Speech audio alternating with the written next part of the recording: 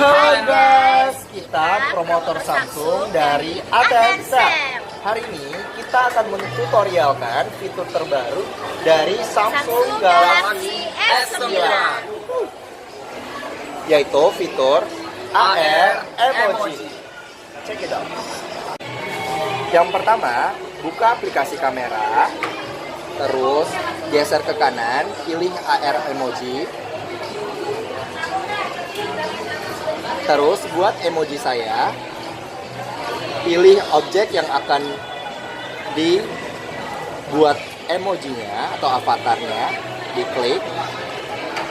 Oke, sudah dapat. Pilih gendernya, ada male sama female. Misalnya cowok male, cewek female ya. Terus berikutnya,